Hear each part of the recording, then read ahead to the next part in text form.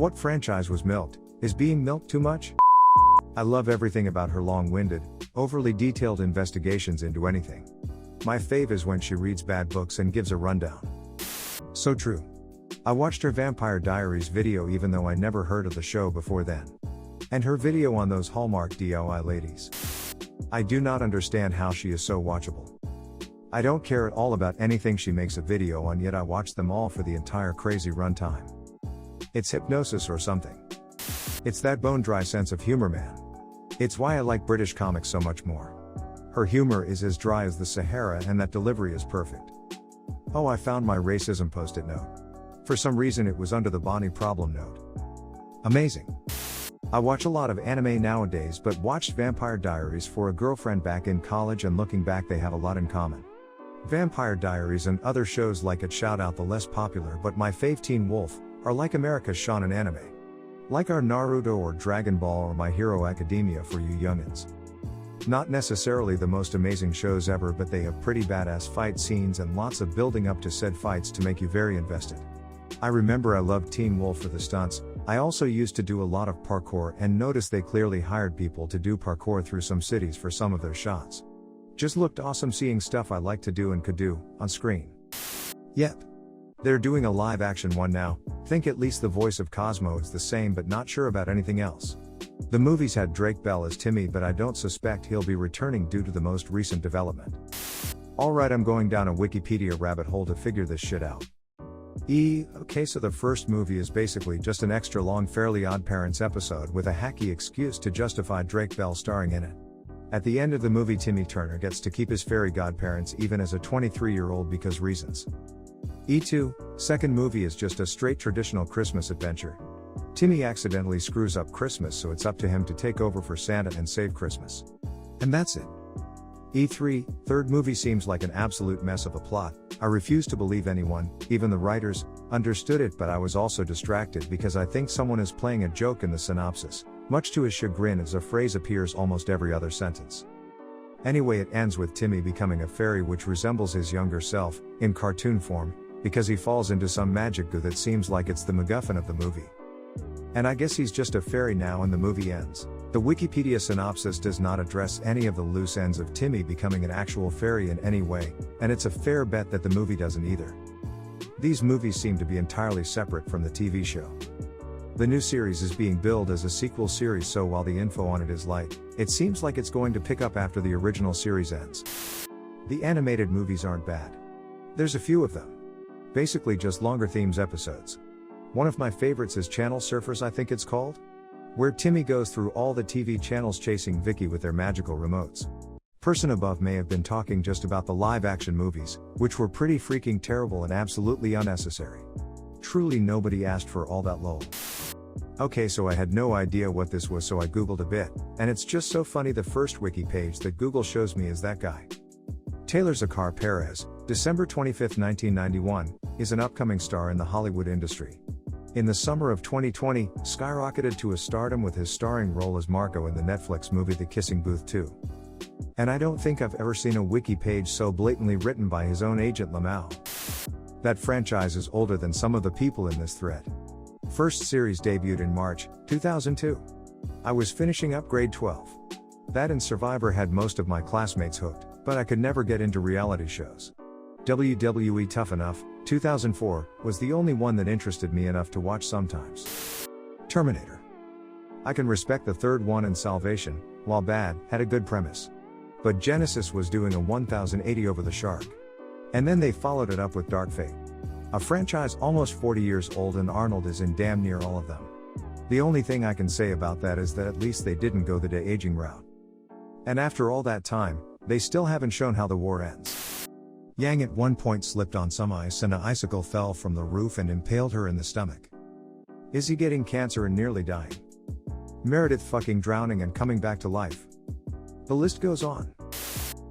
In the latest season, a main character gets COVID and almost dies, and there's a bunch of dream/death sequences of that person with all the previous dead doctors. It's absurd. I still cried. This is where I gave up as well. Started watching the show with season 2 or 3, then watched up to that point. Over the lockdowns last year, I decided that it was a good idea to try watching the show again and restarted from season 1.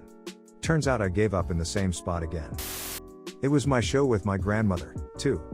She moved halfway across the country 15 years ago, so we were never particularly close, but the last few years we started talking on the phone every week and got a lot closer. Her favorite thing for us to do was complain to each other about that week's EP of Grey's, and how bad the show was getting.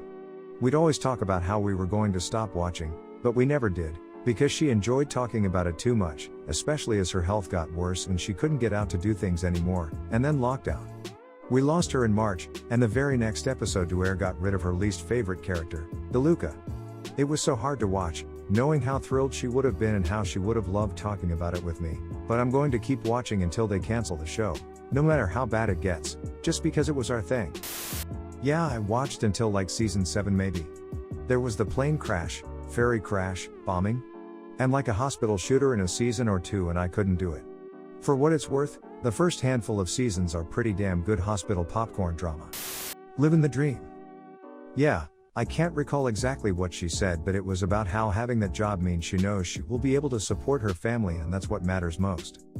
And given how TV often works, how often do you leave a hit show and then get either A, another hit show, or B, get a major movie career out of it? So many massive TV stars disappear once their shows are done, so I can understand wanting to keep that security.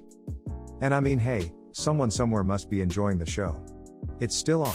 On a side note, I really fucking enjoyed Private Practice, the spin-off with Addison. Throughout its whole run, yeah, it definitely weakened in the 6th season due to some characters not returning, but overall it was a really good show that had better arcs, more suspenseful storylines, emo, and instead of the non-stop shit of "oh, this hospital is cursed with everyone dying of either a plane crash, shooter, bomb, flood, giant car wreck," it had 1 or 2 major incidents instead, as far as I remember. My wife watches it in the background a lot, and I'm surprised with how current/up-to-date they make the episodes. It's not just crazy made-up stories all the time, they actually parody real stuff like Epstein. That's why I like it so much. It deals with actual real-life experiences, and makes parodies out of it.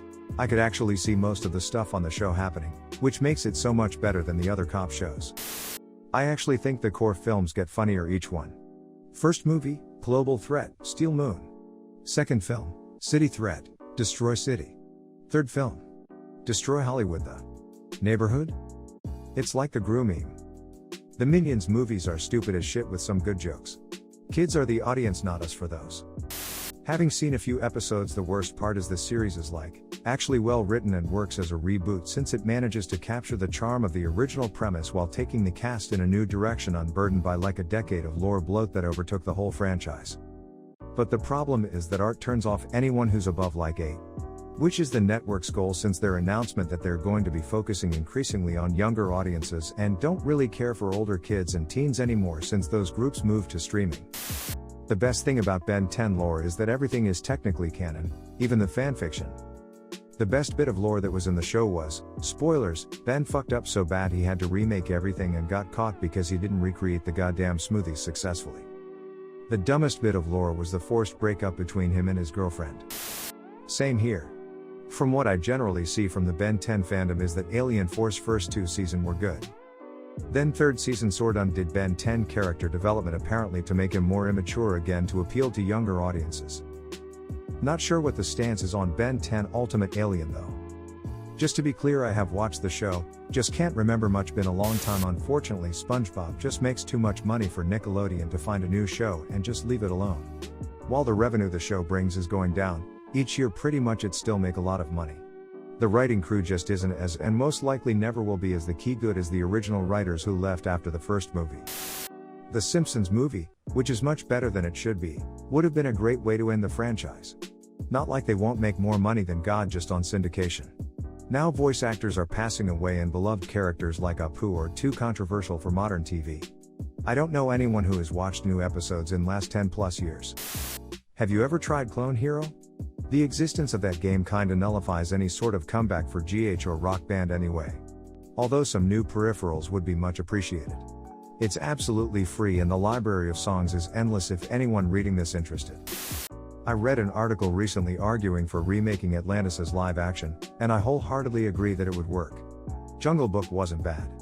The rest are, emo, terrible. So I agree about live action being way overdone.